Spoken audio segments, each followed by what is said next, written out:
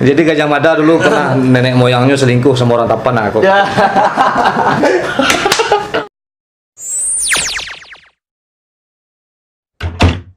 Halo bro, assalamualaikum warahmatullahi wabarakatuh. Kembali lagi dengan saya Dafan Mulifa di Mulifa Channel.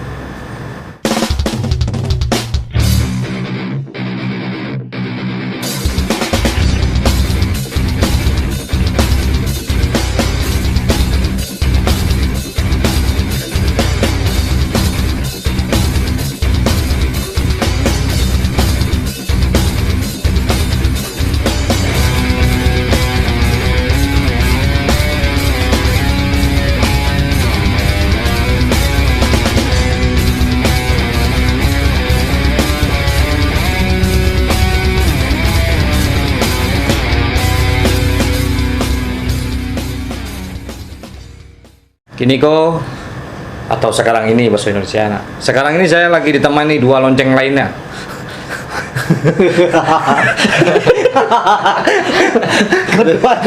Dua lonceng. Jadi dua lonceng. Jangan lupa diklik lonceng, di subscribe. Nah, lonceng ada dua sekarang, diklik biar dapat notifikasi terbaru dari Mulifa Channel seputar sejarah. Jadi Ricky adalah berkebangsaan Tapan. Dan Keke berkebangsaan Pesisir Selatan, yang perbedaan bahasanya yaitu tidak boleh mencuci cepui di pesisir.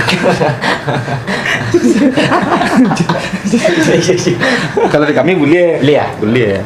Jadi ada bertanya tentang banyak para netizen. Iya petang tuh kan sempat dari fans gitu kan. Fan banyak fan. Mulifa. Oh, Mulifa. Dari subscriber. Ya, subscriber. langsung kamu gitu kan. Coba ungkap kerajaan Indrapura aja ya kan. Oke. Gitu. Dan jadi ambo anulah gitu harapan gitu kan. Kiki Tapan Indrapura aja maki. Nggak beda. Iyo. Bakal beda. Kerjaan kerja Tapan Ketapan Ketapan. Tapan tuh kerjaan mah dulu nggak tahu lah. Nggak tahu dah. Tapan tuh nggak kain pemukul mai. Itu kapan Itu tuh? kan kap. Oke, kini permintaan dari Dusana gitu nama nonton Mulifa Channel mungkin sekitar 30% dari pesisir karena ada Keke Takau jo Ricky Ricardo. Nah, jadi katanya ingin cobalah kerajaan Indrapura dibuka lah. Kotangko emang sengaja awak masukkan dalam list. Jadi kerajaan Indrapura itu memang kerajaan tua.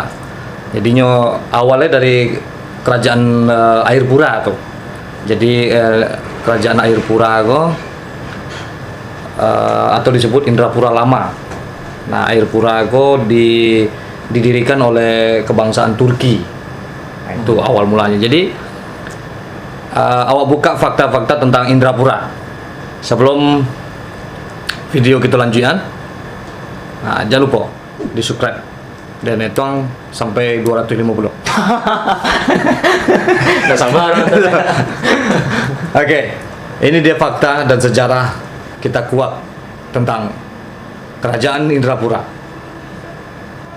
Kesultanan Indrapura berdiri dari keruntuhan kerajaan Indrapura lama, yakni kerajaan Teluk Air Pura yang berdiri pada abad ke-9 Masehi sampai 12 Masehi. Kerajaan Indrapura resmi menjadi fazal kerajaan Pagaruyung pada tahun 1347 Masehi. Adalah bagian dari wilayah kekuasaan kerajaan Pagaruyung ketika itu. Namun kerajaan ini mulai memisahkan diri setelah melemahnya kekuasaan kerajaan Pagaruyung selama abad ke-15. Bersama dengan beberapa penguasa di wilayah pesisir Minangkabau seperti Indragiri dan Jambi, Indrapura mulai membentuk pemerintahan baru yang terpisah dari pemerintahan induknya. Lokasi kerajaan Indrapura berada di wilayah Kabupaten Pesisir Selatan, Provinsi Sumatera Barat, berbatasan dengan Provinsi Bengkulu dan Jambi. Ketika masa kejayaannya, kerajaan Indrapura menguasai kawasan pesisir barat Sumatera, mulai dari Padang sampai Sungai Hurai. Produk-produk perdagangan yang dapat dihasilkan dari wilayah Indrapura adalah lada dan emas. Belum diketahui secara pasti kapan Indrapura benar-benar merdeka dan membentuk pemerintahan baru. Perkembangan yang terlihat dari kerajaan itu dimulai ketika kerajaan Malaka jatuh ke tangan Portugis pada tahun 1511. Arus perdagangan yang sebelumnya berpusat di wilayah Selat Malaka beralih ke pantai barat Sumatera dan Selat Sunda. Hal itu tentu saja menguntungkan kerajaan-kerajaan yang berada di sepanjang pantai barat Sumatera, termasuk kerajaan Indrapura yang menghasilkan produk lada terbaik di wilayah Sumatera ketika itu. Memasuki pertengahan abad ke-16, kerajaan Indrapura menjalin hubungan diplomasi dengan Banten dan Aceh.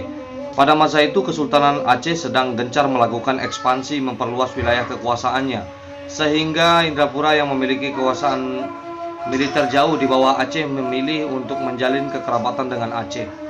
Akhirnya jalan pernikahanlah yang dipilih oleh kerajaan Indrapura, yaitu antara Raja Dewi atau putri Sultan Munawarsah dengan Sultan Firmansyah, saudara Raja Sultan Ali Riayat Shah. Hubungan perkawinan ini sangat menguntungkan kerajaan Indrapura baik secara ekonomi maupun politik. Kerajaan Indrapura memiliki pengaruh yang cukup besar di Kesultanan Aceh. Salah satunya terlihat dari keturunan Indrapura yakni Sultan Buyung yang berhasil memerintah Aceh dari tahun 1586 sampai 1588. Berdasarkan laporan dari pemerintah Belanda, pada tahun 1616 Indrapura berkembang menjadi sebuah kerajaan yang sangat makmur di bawah pemerintahan Raja Hitam. Ada sekitar 30.000 rakyat Indrapura yang berhasil mengembangkan hasil pertanian penting seperti beras dan lada. Pada 1624 ketika pemimpin Raja Besar VOC berhasil membuat perjanjian dengan pemerintah Indrapura dalam melakukan hubungan dagang agar terbebas dari pajak perdagangan. Kerenggangan hubungan antara Aceh dan Indrapura terjadi ketika Sultan Iskandar Muda naik tahta. Kerajaan Indrapura menolak kebijakan Kesultanan Aceh yang memasang pajak perdagangan sangat tinggi. Hal itu lantas memancing kemarahan pemerintahan Aceh yang kemudian mengirimkan pasukannya ke wilayah Indrapura pada tahun 1633. Raja Putih yang memerintah di Indrapura ketika itu dihukum mati beserta beberapa pejabat pemerintah lainnya. Setelah itu Aceh menempatkan panglima perangnya di Indrapura. Namun ketika Sultan Iskandar Muda wafat, kendali Aceh terhadap wilayah kekuasaannya mulai melemah, termasuk di wilayah Indrapura. VOC pun akhirnya semakin leluasa menancapkan pengaruhnya di Indrapura. Penguasa Indrapura lantas menolak pengaruh VOC sehingga pada 6 Juni 1701 VOC mengirimkan pasukannya dan berhasil mengendalikan Indrapura pada tahun 1792. VOC benar-benar menguasai wilayah Indrapura ketika itu. Pada akhir abad ke-17, pusat wilayah Indrapura mencakup lembah Sungai Air Haji dan batang Indrapura terdiri atas 20 koto. Masing-masing koto diperintah oleh seorang menteri yang berfungsi seperti penghulu di wilayah Minangkabau lainnya. Sementara pada daerah anak sungai yang mencakup lembah Manjuto dan Air Dikit disebut sebagai negeri 14 koto, dan Muko-Muko atau 5 koto, sistem pemerintahnya tidak jauh berbeda. Untuk kawasan utara disebut dengan Banda 10 atau Bandar 10 yang dipimpin oleh Rajo Nan Ampe, 4 orang yang bergelar raja, yaitu Raja Air Haji, Raja Bungo, Pasang, Raja Kambang, Raja Palangai. Kawasan ini merupakan semacam konfederasi dari 10 daerah atau nagari yang juga masing-masing dipimpin oleh 10 orang penghulu. Pada kawasan bagian selatan, di mana sistem pemerintah yang terdiri dari desa-desa berada di bawah wewenang Perwatin, kepala yang bertanggung jawab menyelesaikan sengketa di muara sungai. Perwatin ini pada awalnya berjumlah 59 orang, Perwatin dan kurang 160. Para menteri dan Perwatin ini tunduk pada kekuasaan raja atau sultan. Pada penghujung abad ke-17, para Perwatin masih berfungsi sebagai kepala wilayah, namun tugas-tugas menteri mulai bergeser seiring dengan proses terlepasnya Indrapura menjadi kerajaan terpisah dari Pagaruyung. Menteri 20 koto di Indrapura bertindak sebagai penasihat kerajaan. Menteri 14 koto bertugas mengatur rumah tangga istana, sedangkan Menteri 5 koto bertanggung jawab atas pertahanan. Walau pada tahun 1691 kawasan anak sungai di bawah Raja Adil melepaskan diri dari Indrapura dan menjadi kerajaan sendiri yang pada awalnya didukung oleh Inggris, namun tidak lama berselang ia mangkat dan digantikan oleh anaknya yang bergelar Sultan Gulemat pada tahun 1691 sampai 1716. Sultan Gulemat tidak berhasil menjadikan kawasan itu stabil dan kemudian juga kehilangan dukungan dari para menteri yang ada pada kawasan tersebut. Nah, itu ke. Siap-siap. Oh, Jadi kerajaan Indrapura ini pernah jadi bagian Pagaruyung. Terus memisahkan diri di abad ke-15 karena melemahnya kerajaan Pagaruyung, terus merapat ke Aceh. Makanya kerajaan Indrapura sampai ke Pariaman, Tapan, Muko-Muko. Itu pesisir tuh habis pesisir itu ya. Indrapura sadonyo. Jadi kerajaan Indrapura menguasai pesisir itu semua daerah rantau.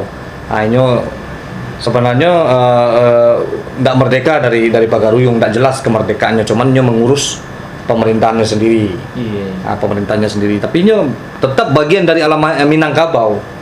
Jadi ada yang bilang kerajaan Indrapura itu bukan Minangkabau, itu salah. Kerajaan Indrapura adalah kerajaan Minangkabau, kerajaan alam Minangkabau.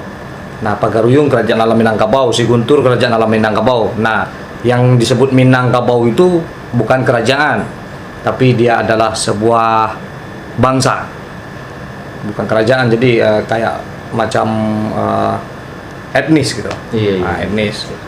Jadi dia Indonesia misalnya. Nah, di Indonesia ini ada kerajaan Jawa, ada Jawanya, ada Sumateranya. Dia tetap Indonesia. Nah, sama kayak gitu. Kerajaan alam Minangkabau itu ada Indrapuranya, ada Pagaruyung, ada Si Guntur, nah, ada Siak Indragiri, Siak Indrapura, ada Damasraya gitu. Jadi gitu. Jadi yang pertama itu tetap turun dari Luhak Nantigo. Gitu. Itulah sejarah tentang kerajaan Indrapura. Nah, terima kasih buat kawan-kawan yang selalu menonton, yang selalu bagi saran-saran untuk kami. Mohon maaf atas kesilafan dan kekurangan tentang cerita Indrapura ini. Tapi kita di sini ada Keke Takao yang mungkin saudara dari kerajaan Indrapura. Iya.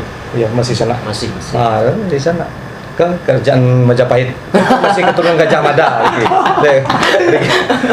Jadi Gajah Mada dulu pernah nenek moyangnya selingkuh sama orang Tapan aku. Oke, seperti biasanya, bersatulah Minangkabau, bersatulah Indonesia, selalu di Mulifa Channel.